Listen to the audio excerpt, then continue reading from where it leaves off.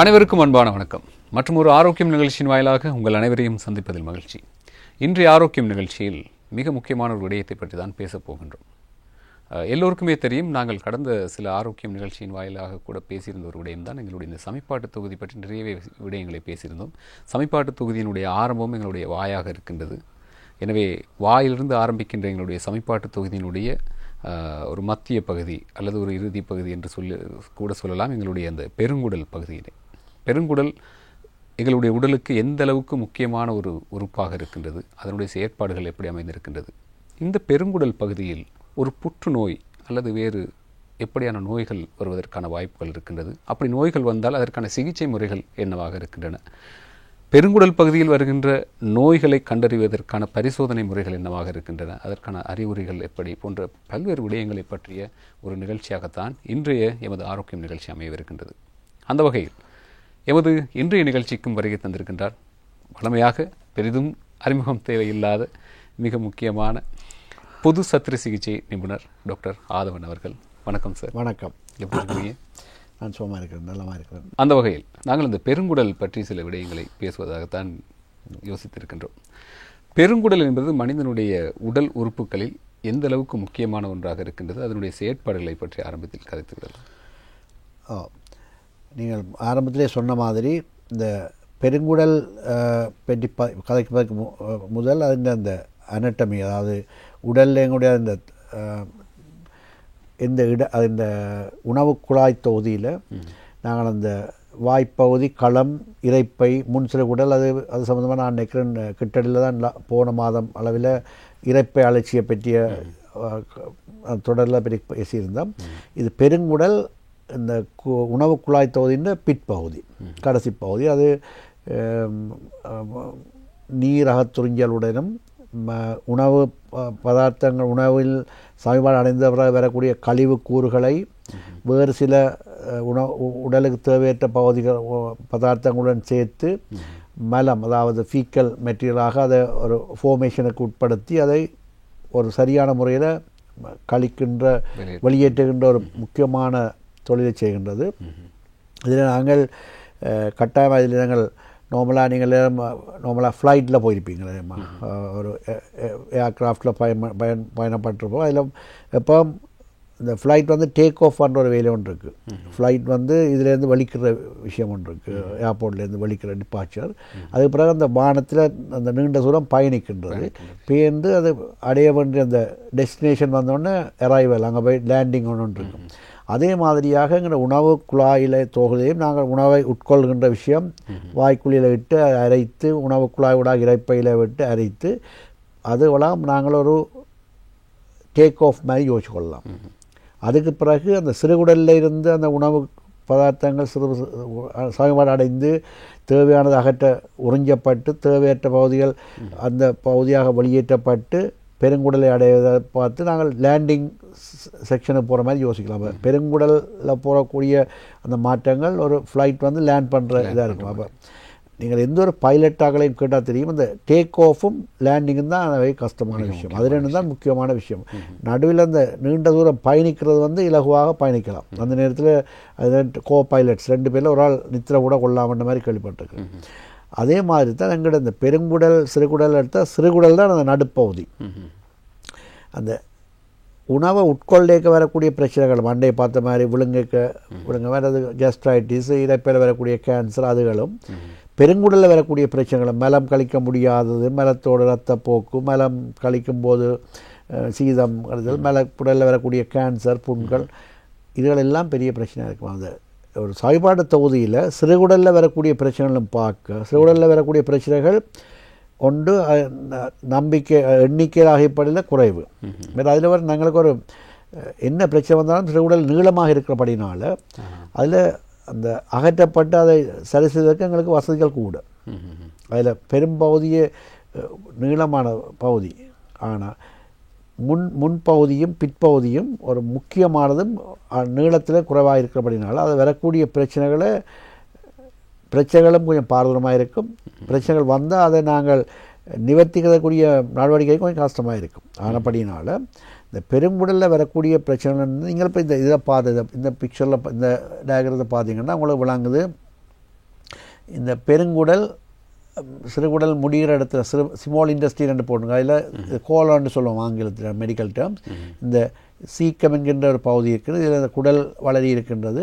இது அப்படியே ஏறு குடல் என்று சொல்லுவோம், அசெண்டிங் கோலோன். இப்போ இந்த கிடையான குடல் டிரான்ஸ்வர்ஸ் கோலோன். இப்போ இந்த இறங்கு குடல் என்று இருக்கிறது டிசெண்டிங் கோலோன். இதில் சிக்மோயிட், இப்போ இந்த ரெக்டம். இது இப்படி வந்து மலவாசலால் கீழுக்கு அது மலம் போன்ற பாதை இவ்வளோ தான் பெருங்குடல் பகுதின்னு சொல்லுவோம். பெருங்குடல் பகுதி பெரும்பாலும் இந்த பானா வடிவத்தில் இருக்கிற பகுதி. இதில் இப்போ உங்களுக்கு விளங்குது எங்களை உடல் பகுதியின் வலது பக்கத்தையும் இடது பக்கத்தையும் அது பிரதிநிதிப்படுத்துகிறது. ஒரு ஆரம்ப பகுதி வலது அடி வயிற்று அறைன்ற வலது அடிப்பகுதியில் ஆரம்பித்து வலது பக்கம் மேற்பகுதி மட்டும் சென்று வயிற்றறைன்ற பேருந்து வயிற்றறைன்ற மேற்பகுதியில் ஒரு கிடையாக சென்று இடது பக்கத்தில் கீழ் நோக்கி வந்து இடது பக்கம் மேலிருந்து கீழ் வந்து கீழ் பகுதியிலிருந்து பேருந்து எங்களோட இடுப்பு குழி பெல்விக் கேவிட்டி ஊடாக அங்கே கீழே மலவாசல் ஊடாக அது தொடர்பாக வெளியேறப்படுகின்றது.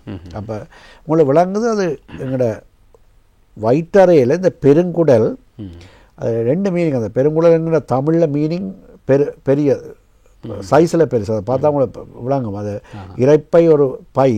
இந்த குடல் என்கின்ற இதில் ஸ்மால் இண்டஸ்ட்ரியின் சிறுகுடல், பெருங்குடல் என்கின்றது பெருங்குடல். அது அந்த விட்டமும் பெரியது. அது வலது பக்கத்துலேருந்து இடது பக்கம் மட்டும் நீண்ட பகுதியை அது ஆக்கிரமித்து கொண்டு இருக்கும். அது ஆதிக்கம் இருக்கும். அப்போ மற்றது அப்போ உங்களை விளங்கும் இதில் வரக்கூடிய பிரச்சனைகள் டிஃப்ரெண்டான இதாக இருக்கும். சிம்டம் பெருங்குடல் வலது பக்கம் உள்ள பெருங்குடலில் வரக்கூடிய பிரச்சனைகள் வேறு விதமான சிம்டமாக இருக்கும். இடது பக்கத்தில் இருக்கக்கூடிய பெருங்குடலில் வரக்கூடிய பிரச்சனைகள் வேறு விதமாக இருக்கும். அதாவது உடலில் வந்து அது ஆரம்பிக்கின்ற இடத்தை பொறுத்து இந்த சிம்டம் நோய் அறிகுறி. இப்போ எங்களோட மேல் பகுதி அன்றைக்கு இப்போ போன ப்ரோக்ராமில் நிகழ்ச்சியில் நாங்கள் பார்த்தது கெஸ்ட்ரைட்டிஸ், இறைப்பை அழற்சி. அதுவும் அந்த உணவு குழாய் களம் அதை வரக்கூடிய பிரச்சனைகள், முன் சிறுகுடலில் வரக்கூடிய பிரச்சனைகள் எல்லாம் ஒரே மாதிரி இருக்கும். நெஞ்செறிவு, வாமிட்டிங், அந்த பிரச்சனைகள் ஒரே மாதிரியாக தான் இருக்கும். ஆனால் பெருங்குடலில் ரெண்டு பகுதியும் அந்த பெருங்குடல் பகுதி வலது இடது பகுதிகளில் இருக்கிறாள். வலத்தறையில் பெரும்பகுதியை டிஃப்ரெண்ட் இடங்கள் இருக்கிறதால அதன் அறிகுறி அப்போ அந்த அறிகுறிகளை வச்சுத்தான் முதலாவது இது பெருங்குடலில் வார அறிகுறியான்னு பார்க்க வேணும்.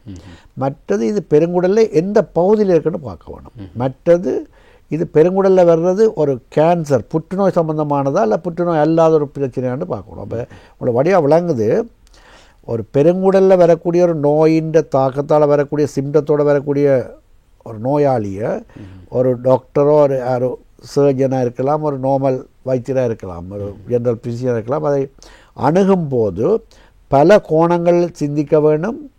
சில வேளையில் ஓரிரு மாதங்களுக்கு பிறகு தான் சரியான நோயை கூட கண்டுபிடிக்கக்கூடியதாக இருக்கலாம். அப்போ அதுக்காகத்தான் நாங்கள் அதில் பேஷண்ட்ஸும் இதை பற்றி அறிவில்லாமல் இருப்பினமாக இருந்தால் அந்த டாக்டர்ஸுக்கும் பெரிய கஷ்டமாக இருக்கும். அதுக்காக தான் இதில் ஒரு தெளிவூட்டலுக்காக தான் இந்த ப்ரோக்ராம் தான் எடுத்துருக்கிறோம். மற்றது பெருங்குடலில் குறிப்பாக இந்த மெலிக்னன்சி கேன்சர், பெருங்குடலில் வரக்கூடிய கேன்சர் மற்ற கேன்சர் போல் இல்லாமல் நாங்கள் எப்பவும் சொல்லுவோம் மார்பில் வரக்கூடிய புற்றுநோயா அல்லது தைராய்டில் வரக்கூடிய புற்றுநோயா இல்லை இறைப்பையில் இப்போ விழுங்கும் போது கேஸ்ட்ரைட்டிஸ் மாதிரி இருந்தால் உடனே போங்க. ஆனால் பெருங்குடலில் வரக்கூடிய புற்றுநோய் இந்த அறிகுறிகள் நேரடியாக ஏர்லியாக கண்டுபிடிக்கப்பட முடியாது. அது பேஷண்ட் தான் பிள்ளை சொல்லிடாது. புற்றுநோயாக இருக்கலாம் அல்லது வேறு ஏதாவது நோய் தாக்கங்களாக இருக்கலாம். ஏற்படுகின்ற பொழுது அதனுடைய ஆரம்ப கட்ட அறிகுறிகள் எப்படியானவையாக இருக்கும்? இதில் நாங்கள் ரெண்டாக பார்க்கலாம். ஒன்று அக்யூட்டாக வரக்கூடிய பிரச்சனைகள், அதாவது குறுகிய காலத்துக்கு வரக்கூடிய பிரச்சனைகளால் வர அறிகுறிகள். அது ஒரு வயிற்றோட்டமாக இருக்கலாம், ஒரு மலச்சிக்கலாக இருக்கலாம், மலம் கழிக்கும்போது இரத்தப்போக்கு, மலம் கழிக்கும்போது பெயின் ஏற்படுறதா இருக்கலாம். அது குறுகிய கால ஒரு இன்ஃபெக்ஷன். அது சாதாரணமாக புற்றுநோய் அல்லாத ஏற்படக்கூடிய பிரச்சனைகள். ஈவன் அதுலேயும் புற்றுநோய் அல்லாத கட்டிகள், அதாவது பொலிப்ஸ்ன்னு சொல்லுவோம். இந்த பொலிப்ஸ் தான் பேர்ந்த ஒரு காலத்தில் புற்றுநோயாக மாறும். இந்த படத்தை பார்த்தால் தெரியும் இதில் இருக்கின்றது. இதில் இதில் ஒன்று போட்டிங்கன்னா கோலான் பொலிப்பன்.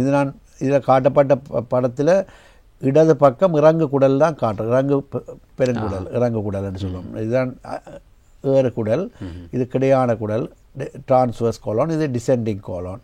இதில் நீங்கள் கோலோன் கேன்சர் என்று குறிக்கப்பட்டிருக்கிற ஒரு பகுதி, இது கோலோன் பொலிப்புன்னு போட்டிருக்கு. உங்களுக்கே விளங்குது, பொலிப்புன்னா அது 2 சின்ன பல்ப் மாதிரி இருக்குது. அது தெளிவாக அது இருக்கிறத மட்டும்தான் கலர் வித்தியாசமான, கீழுக்கு ஒன்றும் அந்த பாதிக்கப்படவில்லை. இதை சுற்றி இருக்கிற இளையங்கள் நார்மலாக இருக்குது. ஆனால் கேன்சர் என்ற விஷயம், கோலோன் கேன்சர் மெலிக்னன்சி, அதை புற்றுநோய் உள்ள இடத்தை பார்த்தீங்கன்னா அதை சுற்றி அந்த அந்த இந்த ஏரியாவே கொஞ்சம் பாதிக்கப்பட்டிருக்கு, ஒரு பெரிய ஏரியா, பரவலான. அது அப்படியே அதுதான் அந்த கேன்சருக்குள்ள பிரச்சனை. இது பொலிப் வந்து பினாயினா அந்த இடத்துல மட்டும் ஒரு திராட்சை பழம் மாதிரி வெளியே தள்ளி கொண்டு இருக்கும். இப்படியான பிரச்சனைகளை நாங்கள் அந்த கொலனோஸ்கோப் செய்யும்போது கூட அதை அகற்றி விடலாம், முழுமையாக அகற்றி விடலாம். அது இப்போ வரவும் முடியாது, அதுதான் அந்த ட்ரீட்மெண்ட்டாகவும் இருக்கும். ஆனால் இதிலே அப்படி செய்ய முடியாது. இதில் நீங்கள் பார்த்தா தெரியும், கேன்சர் அந்த புற்றுநோய் இருக்கிற தவிர அது சுத்தவர உள்ள அடிப்பகுதி வேரோடின மாதிரி இருக்கும், ஒரு மரத்தின் வேர் எடுக்கிற மாதிரியான ஒரு தோற்றப்பாடு காட்டப்பட்டிருக்கு. அதுதான் அந்த புற்றுநோயின் தன்மை. அப்போ இதில் இந்த 2 பிரச்சனையிலையும் உங்களுக்கு விளங்கும் அந்த நோய் அறிகுறி என்கின்றது டிஃப்ரெண்ட்டாக இருக்கும். ஒரு பொலிப் இருக்கிற ஒரு ஆளுக்கு அது ஒரு இடக்கிட ஒரு மேலே கழிக்கும்போது ஆல்டர்னேட்டிவ் ஒன்றும் கொடுக்காமலும் இருக்கலாம், ஒரு பிரச்சனை இல்லாமல் இருக்கலாம். என்ன ஃபங்க்ஷன் மாறுபடையில், ஏன்னா அந்த பொலிப் வந்து வெளியே தள்ளி கொண்டிருக்கொழிய அந்த டாய்லெட் போகும், அந்த உணவுன்ற எச்சங்கள் அல்ல உணவின் கழிவுப் பொருட்கள் பதார்த்தங்கள் போகும்போது அது பெரிய பிளாக் பண்ணக்கூடிய மாதிரி வராது.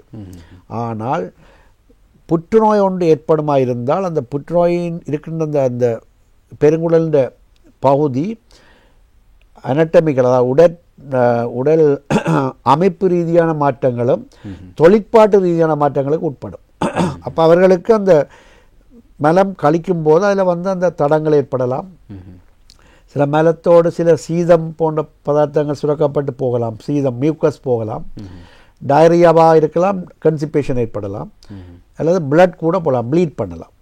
அப்போ பிளட் ஸ்டெயினாக போகலாம். பட் ஆல்டர்ட் நாங்கள் சொல்லுவோம் ஆல்டர்ட் பவல் ஹேபிட்ஸ்ன்னு சொல்லுவோம். ஒரு ஒழுங்கற்ற மலம் கழித்தலை ஏற்படுத்தலாம்.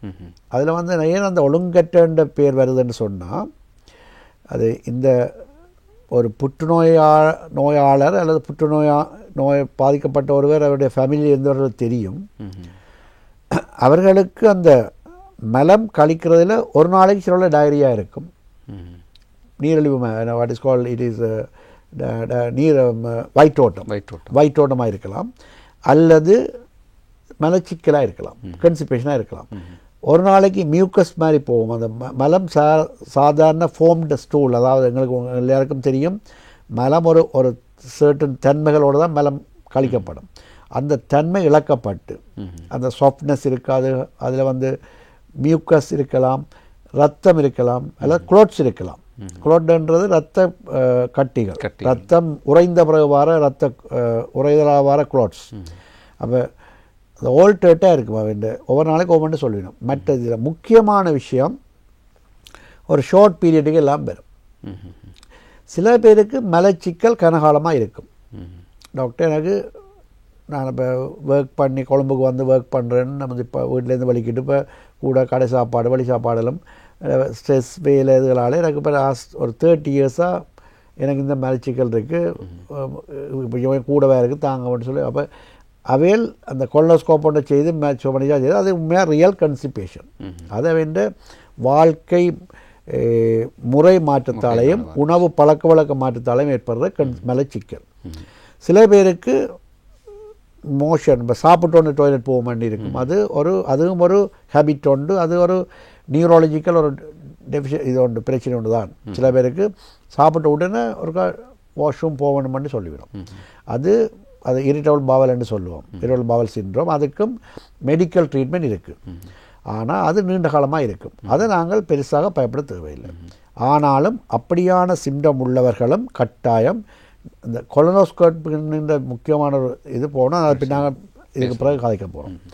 ஆனால் அவள் இப்போ கதைக்கிற இந்த சிம்டம் என்ற விஷயத்தில் பெருங்குடலில் ஏற்படக்கூடிய கேன்சர், அதாவது குறிப்பாக நான் இப்போ சொல்ல இடது பக்கம், இறங்கு குடல் அல்ல மலக்குடல் ஏற்படக்கூடிய கேன்சரால் வரக்கூடிய பிரச்சனைகள் உங்களோட மலம் கழித்தலில் மாற்றங்கள் ஏற்பட்டு மலத்தோடு சீதம் அல்லது இரத்தப்போக்கு ஏற்படுமா இருந்தால் அது பிளட் க்ளாட்ஸ் எல்லாம் போகுமா இருந்தால் கட்டாயமாக நீங்கள் இது வந்து நார்மலான விஷயம் அல்ல, இது நாங்கள் நெக்லெக்ட் பண்ணக்கூடாதுன்ற விஷயத்தை புரிஞ்சு கொண்டு உடனடியாக உங்களுடைய மருத்துவரோ ஒரு சர்ஜரை மீட் பண்ணி கொலனோஸ்கோப் என்கின்ற அவைன்ற அட்வைஸை கேட்கப்படும். அது முதலாவது விஷயம். இதே பிரச்சனையை வலது பக்கம் நான் முதலே ஆரம்பத்தில் சொன்னான் என்னென்னா இந்த 2 பிரச்சனை இருக்குது, வலது இடதுன்னு இருக்குது. இதில் வலது பக்கத்தில் ஒரு கேன்சர் மாதிரி இதே தாக்கம் வந்து இந்த கேன்சர் இந்த இடத்துல சீக்கம் என்கின்ற இந்த குடல் ஏறு குடல் பகுதி வலது பக்கம் பெருங்குடலில் ஏற்படுமா இருந்தால் அதுன்ற தாக்கங்கள் வந்து இரத்த போக்கோ சீதமாக இருக்க முடியாது, அது வேறு விதமாக இருக்கும். அதில் வந்து இருக்கக்கூடிய பிரச்சனை அப்படின்னு சொன்னால் இங்கேயும் ரத்தம் ப்ளீட் பண்ணப்பட்டு அது அந்த ரத்தம் இந்த நீண்ட பகுதிக்கால போகும்போது ப்ளீட் பண்ணப்பட்ட ரத்தம் என்ன செய்யும்னா இங்கேருந்து இப்படியே இதுக்கால ஃபோம் பண்ணும்போது சில மாற்றங்கள் உட்பட்டு ஒரு கருப்பாக ஒரு டார் ஒரு ரோட்டில் போட்டு தார் மாதிரியான ஒரு மலம் கழிக்கப்படும். அது நாங்கள் மலீனான்னு சொல்லுவோம். அப்போ அந்த கருப்பாக ஒரு ஆளுக்கு மலம் கழிக்கப்படுகிறது சொன்னால் ஒரு சில பேர் இந்த அயன் டேப்லெட் எடுப்பினோம். அயன் டேப்லெட் இரும்பு சத்து குறைபாடு உள்ளவர்கள், குறிப்பாக பெண்கள், கூடுதலாக இந்த மாதவிடாயின் போது கூட பிளட் போகிறவர்கள் அல்லது அனீமியான்னு சொல்லுவோம், குருதிச்சோகை உள்ளவர்களுக்கு அவருடைய மருத்துவரால் அயன் சப்ளிமெண்ட் கொடுப்போம். இரும்பு சத்து கொடுக்கும் போது அந்த அயன் டேப்லெட்ஸ் எடுப்பவர்களுக்கும் கருப்பாக போடலாம். அது உண்மையாக ஒரு ப்ரௌனிஷ் பிளாக்னு சொல்லுவோம். இப்படி டார்க்காக டாரியாக ஸ்டிக்கியாக இருக்காது. ஆனால் அயன் டேப்லெட் எடுக்காமல் ஒரு ஆளுக்கு கருப்பாக மலம் கழிக்கப்பட்ட உணவு சாகுபாட்டு தோல் எங்கேயோ மேல் பகுதியிலே அல்லது பெருங்குடலின் ஆரம்ப பகுதியில் ப்ளீடிங் இருக்குன்னு அர்த்தம், பிளட் போகுதுன்னு அர்த்தம். இது ஈவன் ஸ்டொமக்கில் நான் சொன்ன இரைப்பையில் ஒரு புண் இருந்து இரைப்பை கேன்சர் இருந்தாலும் பெறலாம் அந்த இது. ஆனால் பெருங்குடல்லையும் வலது பக்கத்தில் இருக்கக்கூடிய பகுதியில் கேன்சர் ஏற்படுமா இருந்தால் அதுலேயும் இந்த சிம்டம் வந்து அப்போ உங்களுக்கு விளங்குது. பெருங்குடல் என்கின்ற ஒரு பகுதியில் வலது பக்கம் இருக்கக்கூடிய பெருங்குடலில் வரக்கூடிய புற்றுநோயின் சிம்டமும் இடது பக்கத்தில் இருக்கக்கூடிய புற்றுநோயின் சிம்டமும் வித்தியாசமாக வித்தியாசப்படுகிறது. அப்போ நாங்கள் அப்போ மற்றது கருப்பாக போகும்போது ஈவன் கருப்பாக போகுதுன்னு சொன்னால் அது வலது பக்கம் பெருங்குடல்னும் எடுக்கலாது, நாங்கள் இரைப்பையும் பார்க்க வேணும். அப்போ அதான் சில பேஷண்ட்ஸ் வந்து டாக்டர் எனக்கு கொஞ்சம் மலம் கொஞ்ச நாட்களாக கருப்பாக போகிறதுனா நாங்கள் கேட்போம், உங்களுக்கு நீங்கள் ஏதாவது சாப்பாடுகள் வேறு வித்தியாசமாக சாப்பிட்டீங்களா அல்லது ஏதாவது சப்ளிமெண்ட்ஸ் எடுக்கிறீங்களா, ஏதாவது விதமான மருந்து. சில பேர் சில வருத்தங்கள் எடுக்கக்கூடிய நீண்ட கால மருந்துகளாலையும் எல்லாம் ஆன்டிபயோட்டிக்காலையும் சில மாற்றங்கள் நிற மாற்றங்கள், குறிப்பாக நீங்கள் இப்போ டியூபர்குலோசிஸ் எடுக்கிறவங்களுக்கு அந்த யூரின் சிவப்பாக போகும். அந்த அப்படி அதை அந்த டாக்டர்ஸ் கொடுக்க சொல்லிவிடும், பயப்பட தேவையில்லை, இந்த மருந்துக்கு இப்படித்தான் போகும், பயப்படாதீங்க ஒன்று. அதே மாதிரி நாங்கள் அந்த கருப்பாக போகிறதுக்குரிய வேறு காரணங்களை கண்டறிய பார்த்து அப்படி ஒன்றும் இல்லை என்று சொன்னால் நாங்கள் முதலாவதாக நாங்கள் சொல்லுவோம் இதில் 2 விஷயம் செய்ய வேணும். ஒன்று அந்த ஸ்டூல்ஸ் எடுத்து செக் பண்ண அனுப்ப வேணும். இதில் அந்த பிளட் க்ளாட் அந்த ஒக்கல் பிளட்னு சொல்லுவோம், ப்ளீடிங் பிளட் செல்ஸ் இருக்கின்றதை ப்ரூவ் பண்ண வேணும். அது டெஸ்ட் பண்ணி பிடிக்கலாம். ஒன்று. ரெண்டாவது எண்டோஸ்கோப் செய்ய வேணும். ஒன்று வந்து எண்டோஸ்கோப். நான் அன்றைக்கு லாஸ்ட் டைம் ப்ரோக்ராம் சொன்னது உணவு குழாயின் மேல் பகுதி ஆரம்ப பகுதி எங்கேயாவது புண், இரைப்பை புண் அல்லது இரைப்பை புற்றுநோய் இருக்கான்னு பார்க்கணும். அதே மாதிரி கொலனோஸ்கோப் செய்ய வேணும். கொலனோஸ்கோப் என்கின்றது பெருங்குடலின் முழு பகுதியை நாங்கள் உள்ள கேமரா ஒன்றை விட்டு பார்க்கின்ற ஒரு ப்ரொசீஜர். பார்க்க வேணும் என்றால் பெருங்குடலின் வலது பக்க பகுதியில் ஏறுகுடல் பகுதிகளில் எங்கேயாவது இந்த பிளட் போகிறதுக்குரிய புற்றுநோய் அல்ல புண்கள் அல்லது ஏதாவது கட்டிகளுக்கான பார்க்க வேணும். இது ஒரு சிம்டமும் அதுக்குரிய இன்வெஸ்டிகேஷன் பற்றி கதைச்சோம். அடுத்த ஒரு சிம்டம் தான் எப்படி என்றால் இந்த மெட்டதான் மியூக்கஸ் போகிற பற்றி சொன்னோம். இன்னும் ஒரு முக்கியமான சிம்டம் வேண்டாம், வேற அவர்களுக்கு ஒப்செக்ட் படும். இப்போ இதில் நான் அந்த ஒரு இதை பார்த்தீங்கன்னா தெரியும், ஒரு இடத்துல சில இடத்துல பிளாக் பண்ணி இருக்கும். இப்போ நாங்கள் ஒரு கொலனோஸ்கோப்பின் ஒரு ஒரு பகுதியை பார்ப்போமா இருந்தால் இதுதான் நான் இந்த ப்ரொசீஜர் இப்போ காட்ட வேண்டிய கட்டாயம் இருக்குன்னா எனக்கு இதில் அந்த ஒரு இடத்துல தான் அந்த இதுதான் நாங்கள் ஒரு பேஷண்ட்டை பக்கவாடில் படுக்க வைத்து அந்த மலக்குடல் உங்களுக்கு தெரியும் மலவாசல் ஊடாக இந்த கொலனோஸ்கோப்பை உள்செலுத்தி அந்த உள் சுவரத்தை நாங்கள் பார்க்க போகிறோம். அதில் வந்து இது இந்த ப்ரொசீஜர் இப்படி இதால் இப்படி எல்லா இடம் போய் பார்த்து கொண்டு போகும்போது நீங்கள் இப்போ இதில் வரக்கூடிய அடுத்த ஒரு பிக்சரை பார்ப்பீங்களா இருந்தால் இந்த டியூமர் வந்து இது உள்பகுதி, இது வந்து ஸ்கோப் வந்து உள்ளுக்கு போகும்போது அந்த உங்களுக்கு விளங்குதான் இதில் இந்த கேன்சர் கட்டி வளர்ச்சி அடைந்து நான் சொன்ன மாதிரி கொஞ்சம் நீண்ட நாட்களுக்கு பிறகு ஒரு வரும்போது அந்த உள்பகுதியை உள்விட்டத்தை முழுமையாக மூடி இருக்கும். அப்போ எங்களுடைய அந்த ஸ்கோப் வந்து அங்கே போக முடியாது. நாங்கள் இப்போ கீழே மலவாசலேருந்து உள்நோக்கி மேல் நோக்கி போக வலிக்கணும் போது அந்த பார்த்திங்கன்னா தெரியும் அந்த இது ஒரு வியூ. அந்த டியூமர் வந்து ஃபுல்லாக வளர்ந்து இந்த கம்ப்ளீட்லி ஒப்ஸ்ட்ரக்டிங் த லார்ஜ் மேஸ் அந்த உள்விட்டத்தை முழுமையாக மூடி இருக்கு. அப்போ நான் அதை மேற்கொண்டு செல்ல முடியாமல் இருக்கும். அப்போ இதே மாதிரி இப்போ மேலேருந்து இப்போ இப்படி ஒரு டியூமர் இருக்குமா இருந்தால் உங்களுக்கு அப்போ விளங்குது என்ன நடக்கும். எங்களுக்கு மற்ற மேலேருந்து எங்களுடைய உணவு பதார்த்தங்கள் மலம் கழிப்பதற்கு வரும்போது வெளியில் வெளியேறாமல் இருக்கும். அப்போ அவர்களுக்கு வாமிட்டிங் ஏற்பட்டு வயிறு வீங்கி இதை சொல்கிற லார்ஜ் இன்டெஸ்டைன் ஒப்ஸ்ட்ரக்ஷன் வரும், பவல் ஒப்ஸ்ட்ரக்ஷன் சொல்லிவிடும். அப்படி ஒரு ஸ்டேஜ்லையும் சில பேர் வரலாம். டாக்டர் எனக்கு சாப்பிட்றேன் ஆனால் டாய்லெட் போயில ஒரு இடத்துல அது பிளாக் பண்ணுது. சில பேருக்கு அது பெர்ஃபரேட் பண்ணி கூட வந்திருக்கணும். அப்போ இது வந்து ஒரு பெரிய துப்பாக்கிய நிலை என்னென்னா அந்த நேரத்தில் நாங்கள் எமர்ஜென்சியாக செய்ய வேண்டி வரும். அந்த நேரம் அந்த செக்ஷனை மட்டும் அகற்றிட்டு பேக் போட்டு தான் வர வேணும், வேறு ஒன்றும் செய்ய முடியாது. இந்த நிகழ்ச்சி பார்க்குற கனவே ஃபேமிலிஸ் விளங்கி கொள்வீங்கன்னா இப்படி ஒரு நிலைமை அவருக்கு ஏற்படும். ஆனால் மற்றவர்களும் விளங்கிக்கொள்ள வேணும். இதை நான் தயவு செய்து எப்பவும் நான் எந்த ஒரு நிகழ்ச்சியிலையும் சொல்கிறது தான், இந்த நிகழ்ச்சியில் நீங்கள் இதை பார்த்து ஒரு இதில் இருக்கிற சிம்டங்கள் ஏதாவது ஒன்று ரெண்டு இருக்கும்போது இது எனக்கு கேன்சர் தான் என்ற முடிவு எடுக்கக்கூடாது. அதை நீங்கள் தெளிவாக சொல்லியிருந்தீங்க. ஏனென்றா எல்லாம் நாங்கள் சரியாக அந்த முறைப்படி அதில் சிம்டம் இருக்கும். இப்போ எனக்கு டாய்லெட் ஒரு நாளைக்கு அந்த மலச்சிக்கல் ஏற்படுதுன்னு நான் யோசிக்கக்கூடாது, இப்போ எனக்கு கேன்சராக இருக்கும்போது யோசிக்கக்கூடாது. அல்ல ஏதோ ஒரு காரணத்துக்காக மலத்தோட ரத்தம் போட்டுதுன்னு சொன்னால் கேன்சர்னு சொல்லக்கூடாது, மியூக்கஸ் போயிட்டுதுன்னா சொல்லக்கூடாது.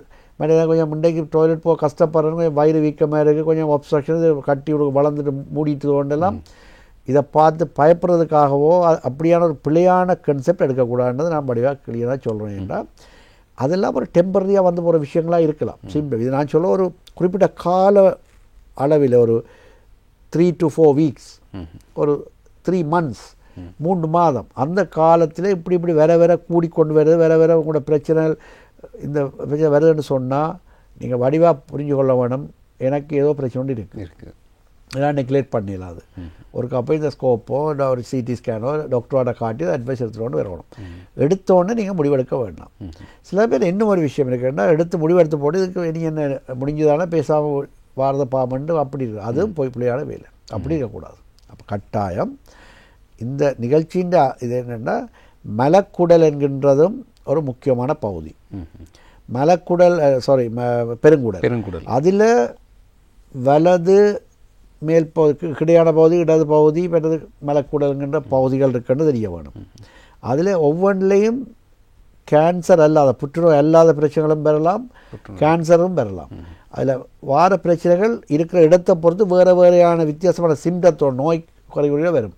அப்படி வரும்போது என்னென்ன சிம்டம் வரும் நாங்கள் எப்போ போய் சந்திக்க வேண்டும் என்றதான் உங்களோட முக்கியமான விஷயம். அதை நீங்கள் பார்த்துக்கொண்டா சரி. பெருங்குடலில் புற்றுநோயாக இருக்கலாம், புற்றுநோய் தான் பிரதானமான விடயமாக இருக்கின்றது, அல்லது வேறு நோய்களாக கூட இருக்கலாம். இவைகள் ஏற்படுவதற்கான காரணங்கள் என்னவாக இருக்குது? பெருங்குடலில் வரக்கூடிய புற்றுநோய்க்கு முக்கியமான ஒரு காரணமாக நாங்கள் அந்த ஜெனட்டிக் இதை பார்க்க வேணும். பெரும்பாலும் சில விஷயங்களுக்கு இப்போ நுரையீரல் புற்றுநோய் வேறு இதுகளுக்கு நாங்கள் சிகரெட் ஸ்மோக்கிங்கோ இல்லை வேறு இதில் வேறு கொண்டு சொன்னாலும் வேறு வாய் புற்றுநோய்க்கு இந்த டொபேக்கோ பீட்டில் சூயிங் எல்லாம் இருக்குது. ஆனால் மற்றது இந்த இரைப்பை புற்றுநோய்க்கு கேஸ்ட்ரைட்டிஸ் அசிட் இதெல்லாம் கவனிக்காம விட்டால் புண்ணாகி கேன்சர்லாம் சொல்லுவோம். ஆனால் பெருங்குடலில் வரக்கூடிய புற்றுநோய்க்கு அந்த பொலிப்ஸ் வந்து அது ஒரு புற்றுநோயாக மாறுறதுக்கு ஜெனட்டிக் ஃபெமிலியல் இது ஒன்று இருக்க வேணும். கட்டாயம் அந்த பரம்பரையியல் அழகில் கட்டாயம் ஜெனட்டிக் இன்வால்மெண்ட் வெரி ஒரு ஃபேமிலியில் அவன் அப்பா அவைக்கு இருந்திருந்தால் கட்டாயம் அவைக்கு வரக்கூடிய சந்தர்ப்பங்கள் இருக்குது. அப்போ ஒரு ஆள் கூட ஃபேமிலியில் ஒரு ஆளுக்கு பெருங்குடல் கேன்சர் இதாக இருந்ததுன்னு சொன்னால் அவங்க பிள்ளைகளோ அவற்ற சகோதரங்கள் அவர்கள் தங்களுடைய இதை கவனித்து கொள்ள வேணும். அவைக்கு இப்படி அசிம்டம் வந்தால் உடனடியாக கட்டாயம் செய்ய வேணும். இந்த டெஸ்ட்டுகள் செய்து வேணும். மற்றது உணவு பழக்க வழக்கங்களும் நீண்ட கால கன்சிபேஷன் மலச்சிக்கல் நீண்ட கால இப்படி ஒரு ஜெனட்டிக் இன்டென்சி உள்ள ஒரு ஆள் அவருக்கு இப்படி வரக்கூடிய அந்த பரம்பரை அழகு உள்ள ஒரு ஆள் கன்சிபேஷன் மலச்சிக்கல் மற்றது ஆல்கஹால் மற்றது ஒரு சில உணவில் சேர்க்கக்கூடிய சில சுவையூட்டும் சில ரசாயன பதார்த்தங்கள் இதாலையும் சில பேரை நான் விளம்பர பேரெல்லாம் சொல்ல முடியாது, அது நீங்கள் கேள்விப்பட்டிருப்பீங்க. அதான் அதுக்கு அப்போ நீங்கள் என்ன செய்யணும், தேவையில்லாமல் ஆக சுவை உள்ள எப்போ இதில் ஒரு ஃபங்க்ஷன்லேயோ ஒரு கடையில் போய் சாப்பிட்ற வேறு விஷயம் ஒரு நாட்டில் போய் ஒரு டேஸ்ட் பண்ணி பார்க்கலாம். அதே எந்த நாளும் கூட உணவு பழக்கமாக மாற்றக்கூடாது. ஆனால் மக்களுக்கும் கொஞ்சம் விளங்கி இருக்கக்கூடிய விஷயம் தான். அதாவது ஒரு உணவகங்களில் எங்கே போய்ட்டு சாப்பிட்ற நேரத்தில் அந்த ரசாயன விஷயங்கள்லாம் சுவையூட்டல் நடக்கும். ஒரு குறிப்பிட்ட சில இப்போ ஒவ்வொரு பேர் சொன்னீங்கன்னா ஒவ்வொரு ரெஸ்டாரண்ட் ஒரு குறிப்பிட்ட பேரோட வரைக்கு ஒரு பிராண்டுக்கு அந்த பிராண்டுக்கு ஒரு குறிப்பிட்ட சுவை ஒன்று இருக்கும். அந்த சுவையை கொடுக்குற ஒரு பர்டிகுலர் ரசாயன பதார்த்தம் கட்டாயம் இருக்கும். அப்படியான பதார்த்தங்கள் பலது கண்டுபிடிக்கப்படுது. அது காசினோஜன்னு சொல்கிறது. அவை வந்து எங்களுக்கு கேன்சர் வரக்கூடிய ஜெனட்டிக் மெட்டீரியல் இருக்கும்போது இந்த காசினோஜன் போய் தூண்டிவிடும். இப்போ ஒரு ஆள் கோபமாக நிற்க வைக்க வீட்டில் ரெண்டு பேர் சண்டை பிடிச்ச ஒரு மாதிரி கோபமாக பேசி பண்ணிருக்காங்க.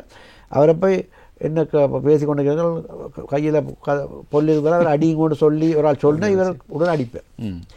கையில் பொல்லினாலும் ரெண்டு பேரும் அடிக்கிற அளவில் இருக்கே இல்லை. ஆனால் பின்னுக்கு ரெண்டு பேர் இருந்து இதை இப்படிலாம் பார்த்து நிற்கக்கூடாது, இதெல்லாம் வாயோட விட்டு விட்டால் இவருக்கு ரெண்டு போட்டுவான்னு சொல்லி சில பேர் சொல்லி அதை பார்த்து சந்தோஷப்படுறாக்கள் இருக்கணுமா. அதே மாதிரி இந்த காசினோஜன்ஸ் இருக்குது. அப்போ பொடியில் எங்களுக்கு அந்த கேன்சர் வரக்கூடிய டெண்டன்சி இருக்கும். ஆனால் நீங்கள் உணவு பழக்க வழக்கங்கள் இதெல்லாம் கொஞ்சம் கவனமாக இருந்தீங்கன்னா நீங்கள் தப்பலாம். எங்களோட வாழ்க்கை காலம் என்ன மேக்சிமம் 80, 90, 70 இந்த காசினோஜன் இல்லாமல் அதுக்குள்ளே இதை மீட் பண்ண விட்டிங்கன்னா நாங்கள் தப்பு இல்லை. எங்களோட அதுக்கிட்ட வேறு இப்போ ஹார்ட் அட்டாக்கோ அது எப்படியோ ஒரு மரணத்துக்குரிய காரணங்கள் இருக்கும். ஆனால் 40 வயதில் 30 வயது கேன்சர் வருதுன்னு சொன்னால் அது காரணம் இந்த பிரச்சனை, இந்த காசினோஜன்ஸாக இருக்கலாம். அதில் சிகரெட் ஸ்மோக்கிங், ஆல்கஹால் எந்த ஒரு கேன்சருக்கும் நாங்கள் காரணமாக சொல்லத்தான் வேணும். மற்றது குறிப்பாக இந்த பெருங்குடலில் வரக்கூடிய கேன்சருக்கு உணவில் சேர்க்கக்கூடிய சுவையூட்டும் அல்லது ஏதோ ஒரு காரணத்துக்காக சேர்க்கப்படுற ரசாயன பதார்த்தங்கள் ஒரு சில முக்கியமான காரணம்.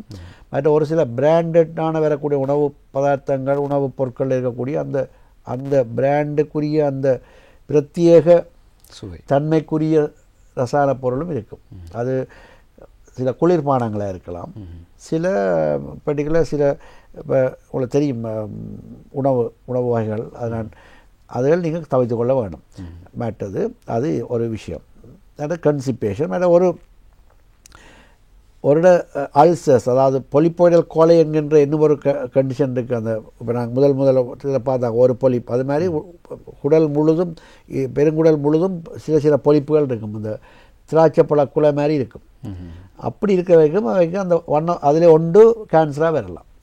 அப்போ அதுகள் எல்லாம் அப்படியான இருக்கிறாங்க. நாங்கள் அடிக்கடி டெஸ்ட் பண்ணி கொண்டு இருக்க வேணும். அது பெரும்பாலும் பரம்பரை அழகுகள் தான் இதில் முக்கியமான காரணம் என்று சொல்லப்படுகிறது. இதில் வந்து ஒரு ஃபெமிலியல் ஒரு காசினோஜன் சிண்ட்ரோம் என்று இருக்கிற அதில் வந்தோன்னா breast cancer, ovarian cancer, colonic cancer, இந்த மூன்றும் ஒன்று தொடர்புள்ள ஆட்கள், ஒரே ஃபேமிலியில் வரக்கூடிய ஆட்கள். ஒரு அம்மாவுக்கு ஒரு கேன்சர் பிரெஸ்ட் கேன்சர் இருந்திருந்தால் மகனுக்கு பெருங்குடலில் கேன்சர் வரலாம். மற்றது ஒரு சகோதரிக்கு ஓவேரியன் கேன்சர் இருந்தால் அவன் இன்னும் ஒரு சகோதரிக்கு பிரெஸ்ட்டில் கேன்சர் வரலாம். அல்லது அந்த அவன் மகனுக்கு பெருங்குடலில் கேன்சர் வரலாம், தம்பிக்கு இருக்கலாம். அப்போ இதை சொல்கிற ஃபேமிலியல் காசினோன்னு சொல்லுவாங்க. அந்த 3 பேரும் ஒரு ஃபேமிலிக்கு இருக்கக்கூடிய ஆட்கள். அப்போ இதில் கவனிக்க வேண்டிய விஷயம் என்னென்னா, நீங்கள் அப்படி ஒரு ஆளுக்கு இருந்தாண்டப்பா, ஒரு ஆளுக்கு ஃபேமிலியில் ஒரு ஆளுக்கு இருந்தாண்டே நீங்கள் எல்லோரும் நிற்கிறது எங்களுக்கு வந்துடுமென்னு நிற்கிறது இல்லை. ஏன் இந்த நாங்களே இதில் மெடிக்கல் டேர்ம்ஸை சொல்கிறோம்னா, நீங்கள் அந்த குறிப்பிட்ட காலங்களில் ஒரு குறிப்பிட்ட காலம் மேலே மெலிக்னன்சி பெருங்குடல் கேன்சர் ஏர்லி ஸ்டேஜில் வர்றது மிக மிக குறைவு. 40-50 வயதுக்கு பிறகு தான் கூடுதலாக ஏற்படும். அதுவும் நீங்கள் இந்த படத்தை பார்த்தீங்கன்னா இதில் இந்த பெர்சன்டேஜ் போட்டிருக்கு எந்த பக்கம் கூடண்டு. இந்த ரெக்டம் என்கின்ற மலக்குடல் இதுதான் மலவாசல். மலவாசலில் 2 வீதம் தான் வரலாம். இதில் இந்த ரெக்டத்தில் 27 வீதம் போட்டிருக்கணும். மற்றது நீங்கள் பாருங்கள் சிக்மாய்டு இந்த ரெக்டோ சிக்மாய்டு ஜங்ஷனில் 20 வீதம். இந்தியாவில் மற்றதில் இது மட்டும் இந்த பக்கம் மட்டும் 50 வீதத்துக்கு மேலே இருக்குது. 50 வீதம் 60 வீதத்துக்கிட்ட இருக்குது இந்த இடது பக்கம். இது மட்டும் பார்த்திங்கன்னா அது 60. அப்போ இந்தியாவில் வாரது ஆக குறைவாகத்தான் இருக்குது. அப்போ பெரும்பாலான 3/2 பகுதி 3/2 60 வீதத்துக்கிட்ட இந்த இடது பக்கத்தில் தான் வருது கேன்சர். அப்போ நாங்கள் ஒரு ஃபுல் கோலோன்னு முழு குழாயம் இங்கே மட்டும் பார்க்க தேவையில்லை. சஸ்பிஷஸ் உள்ளாக்களுக்கு இல்லை சிம்டம் உள்ளாக்களுக்கு அட்லீஸ்ட் இந்த பக்கத்தால் இது மட்டும் போய் பார்த்து ஓகே என்றாலும் எங்களுக்கு பயப்பட தேவையில்லை. அப்போ இந்த பெரும்பாலான பிரச்சனை என்னன்னா இந்த கொலோஸ்கோப். நாங்கள் இதில் உங்களை விளங்குது இந்த பெருங்குடல் கேன்சருங்கிறது ஒரு கட்டாயம் ஏதோ ஒரு இன்வெஸ்டிகேஷன் செய்து தான் கண்டுபிடிக்கலாம். ஆமாம், நீங்கள் அந்த கொலோனோஸ்கோப் பற்றி சொல்லியிருந்தீங்க டாக்டர். அந்த விஷயத்தை பற்றி நான் கொஞ்சம் பேச வேண்டியிருக்கு. ஏன்னா இப்போ நீங்கள் அந்த சில வீடியோ காட்சியின் மூலமாக சில விஷயங்களை காட்டினீங்க. சிலர் இப்படியான சிகிச்சை முறைகளுக்கு போவதற்கு கூட தயங்கலாம். அப்படியான ஒரு விஷயம் இருக்குது. அவங்களுக்கு என்ன சொல்ல வாரீங்க? உண்மையாக எல்லாரும் கேட்குற கொலோனோஸ்கோப் என்கின்றது ஒரு சிகிச்சை முறை அல்ல. அதில் சிலவில் ஒரு சிகிச்சையை செய்யலாம், அதில் பொலிப்பு இருந்தால் ரிமூவ் பண்ணலாம் ஒழிய. ஆனால் உண்மையாக கொலோனோஸ்கோப் என்கிறது எண்டோஸ்கோப் மாதிரி பின்பக்கத்தால் போட்டு பார்க்குற எண்டோஸ்கோப்பி தான் ஒரு இன்வெஸ்டிகேஷன், ஒரு பரிசோதனை முறை. அது சிகிச்சை அல்ல. அதில் போய் நாங்கள் ஆப்ரேஷன் செய்ய போகிறது இல்லை. அதில் கத்தியோ சிசரோ பாவிச்சு கட் பண்ணுறது இல்லை. அப்போ மற்றது இது பெயின் என்று சொல்கிறதுலும் பார்க்க அதில் ஒரு டிஸ்கம்ஃபர்ட் இருக்கும். அதை வழியாக விளங்கிக்கொள்ள வேணும்.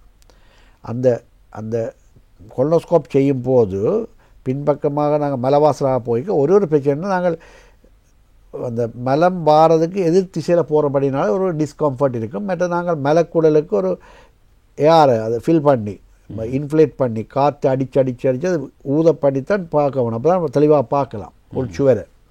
அப்போ அந்த பேஷண்ட்டுக்கு அந்த வாய்க்கு வருவதற்கு முன்னர் நோயாளிகள் எப்படியான தயார்படுத்தல் அது கட்டாயமாக சொல்கிறேன். அப்போ அப்படியே வர்றபடியே அந்த டிஸ்கம்ஃபர்ட் இருக்கும். அதுக்கு நாங்கள் சில பேருக்கு கொஞ்சம் செடேஷன் கொடுப்போம்.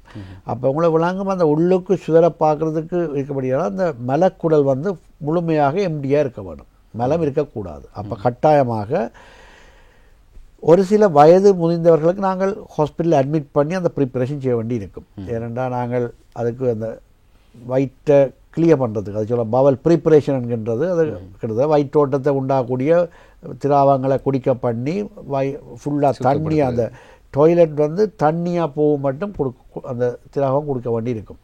அது போய் விடாங்க பவல் ப்ரிப்பரேஷன். அது வீட்டில் செய்யும் போது அவர்களுக்கு களை ஏற்படலாம், டீஹைட்ரேஷன் போகலாம், சில இந்த சோடியம் பொட்டாசியம் அளவுகளில் மாற்றம் ஏற்பட்டு ஈவன் கார்டியக் பிரச்சனை கூட வரலாம். ஆனால் அப்படினால இந்த பவல் ப்ரிப்பரேஷன் செய்கிற ஆட்கள் ஹாஸ்பிட்டலில் அட்மிட் பண்ணி செய்கிறது தான் நல்ல.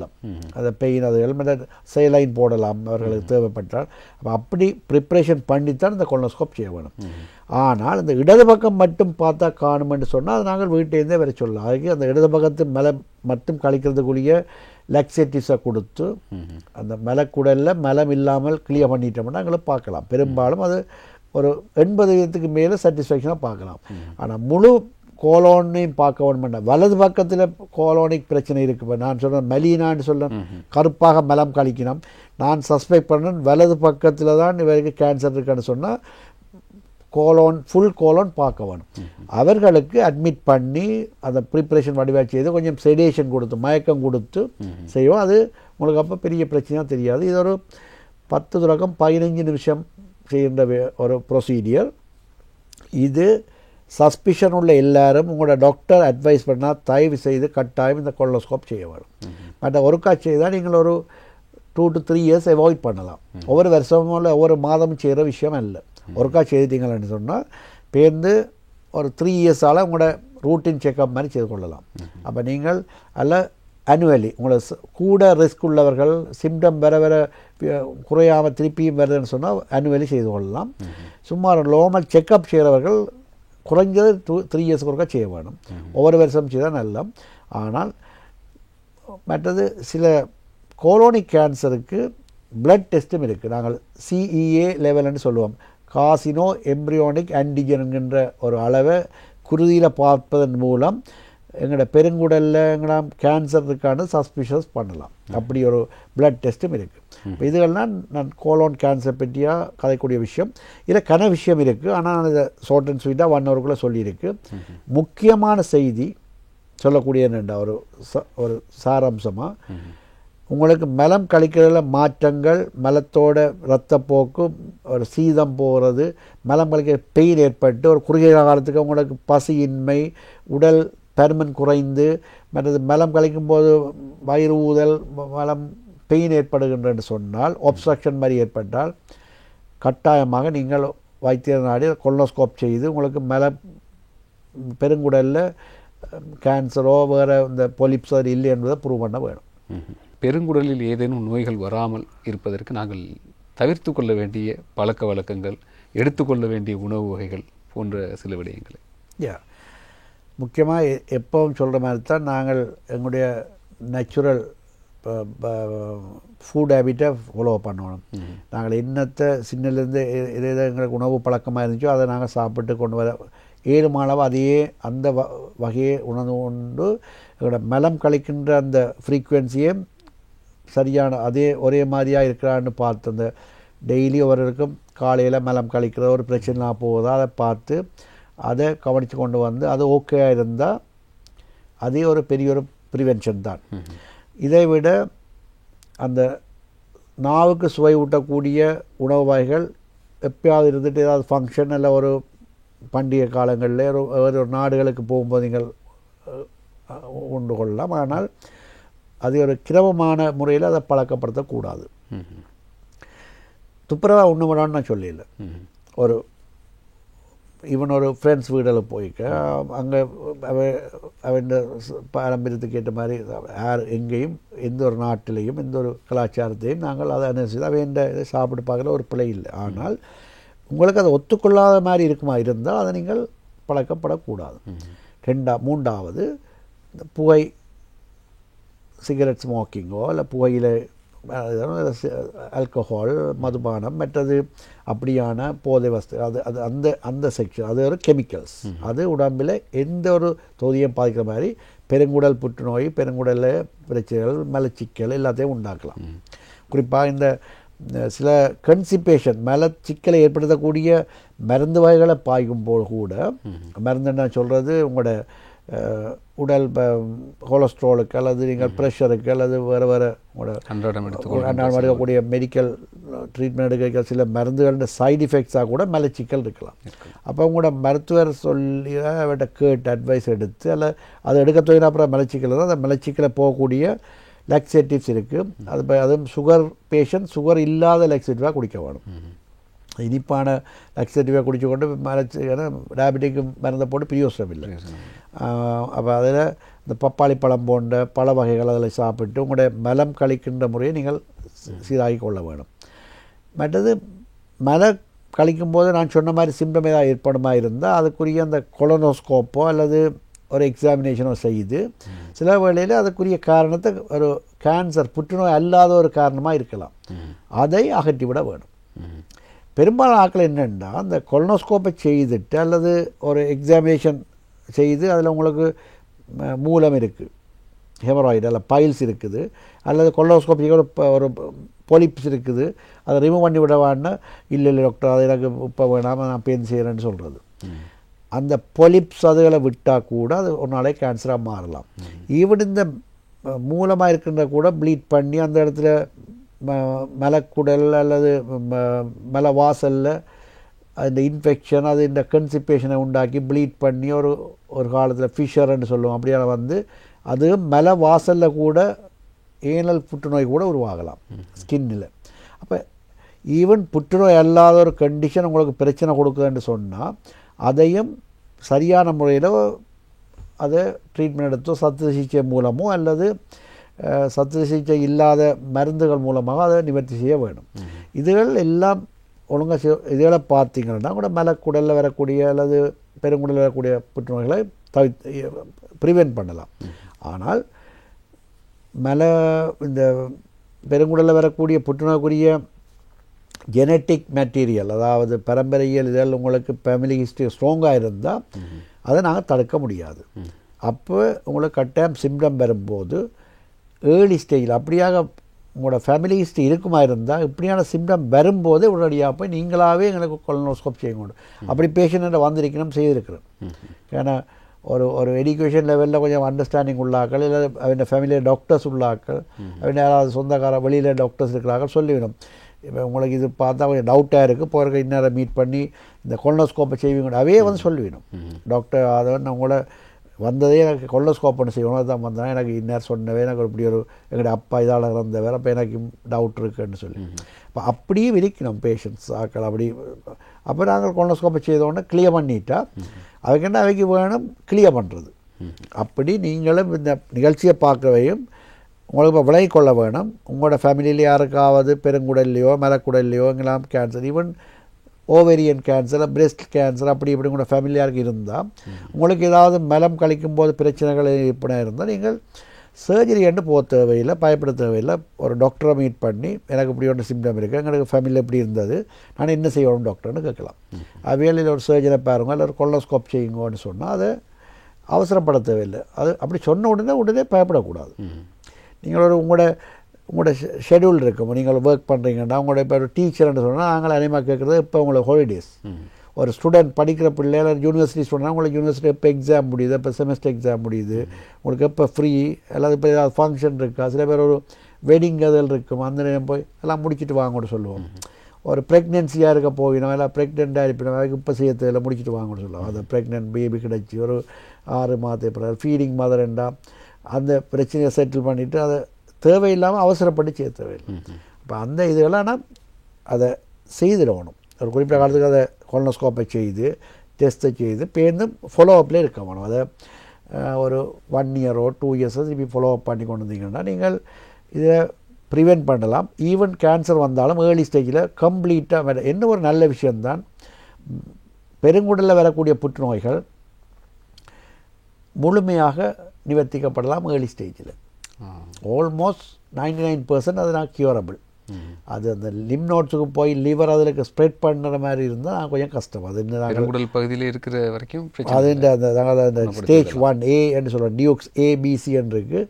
அதில் A and B என்று சொன்னால் நாங்கள் அந்த பெருங்குடலும் அதோடு சேர்ந்த அந்த கொழுப்பு படையும் நெறிக்கட்டிகளை மாற்றுவதன் மூலம் ஆல்மோஸ்ட் 100% அது இந்த கியூரபிள். அது வந்து நாங்கள் அதை நிவர்த்தி செய்யலாம், அதை சிகிச்சை அளிக்கலாம். அது ஆனபடினால அதுக்காகத்தான் இதை முக்கியமாக நாங்கள் இதில் முக்கியத்துவம் எடுக்க வேணும். ஆமாம், அந்த வகையில் பார்த்தீங்கன்னா இப்போ இந்த புற்றுநோய் அப்படின்னு ஒரு நோய், அந்த புற்றுநோய் வந்து விட்டாலே இப்போ இருக்கிற இந்த மருத்துவ சூழலில் மருத்துவ வசதிகள் அபிவிருத்தி அடைந்திருக்கின்ற இந்த வளர்ச்சி அடைந்திருக்கின்ற இந்த மருத்துவ இதில் வந்து நிறைய புற்றுநோயில் குணமாகக்கூடிய நிறைய வாய்ப்புகள் இருக்கின்றது.